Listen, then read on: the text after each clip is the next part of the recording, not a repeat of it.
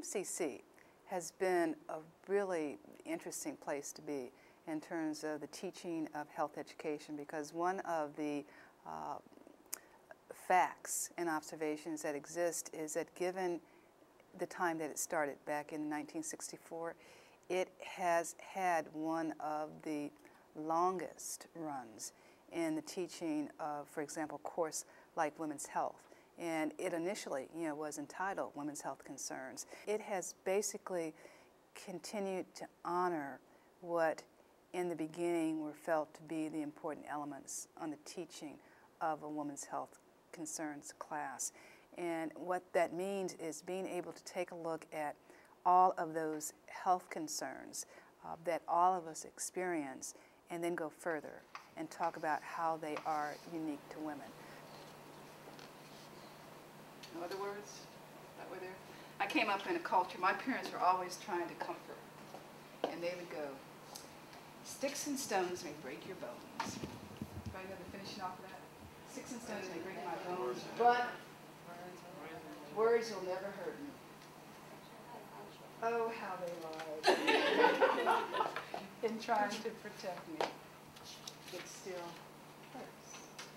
And it's trying to figure out how we get past all that and just focus on health. I just want to be as healthy as I can be.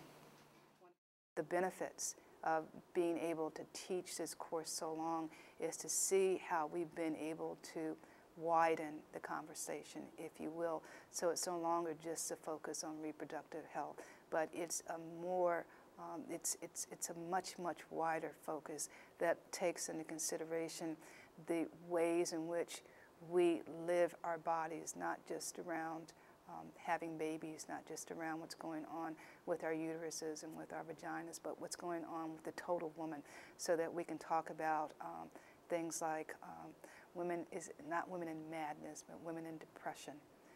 That we can talk about women and the problems around smoking of cigarettes, that we can talk about women and the entrees and movements into the unwellness, and how we have to move in different kinds of ways to be able to deal with the anger, and when we don't, how all of that makes us sick. I spend a lot of time to make sure that what I create within the classroom is a safe place where the women and sometimes men who take the course can be freed, empowered, not be fearful about relating the topic matter to what is happening with them personally. One of the exercises that I start the class with is called How Healthy Am I? And they have to assess from their own perspective how healthy they are on the physical level, on the social level, on the emotional level, on the intellectual level, on the environmental level, etc. Kind of get that piece of it, and then they have to share that with one other person. It's never a big group, it's always the creation of the intimate. So it moves from the individual, to the sharing with one other person, and then it breaks open to the entire group. But when it breaks open to the entire group, it's not focused on the discussion about what are the personal, individual health issues that people have shared, written, or talked about within their dyad, their one-on-one, but it's talking now very generally about what are the kinds of health care and or medical care problems that women within their communities suffer, deal with, and then taking it even further and juxtaposing that with what are the health care issues, medical care problems that women worldwide suffer. When you're in a predominantly black neighborhood, the type of foods that you see is just fast food, the KFC, the Taco Bells.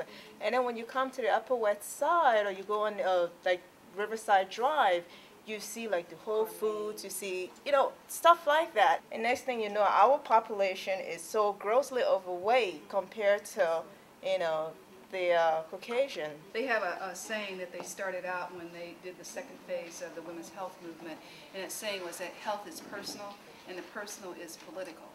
And then other people would go on and they would add, and economical. too.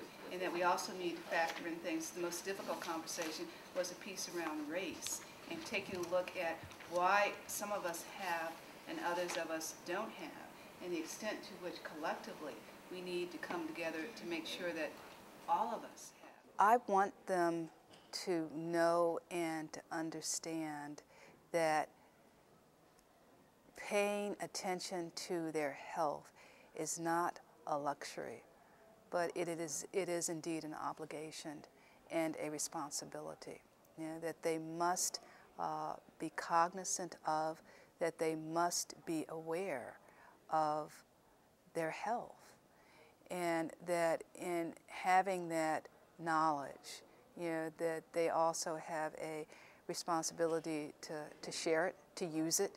It's not just something that you go over the material, you learn it, you do the exercises. They have a presentation, oral presentation that they have to do. They have a research summary paper that they have to write. They have a book report that they have to share.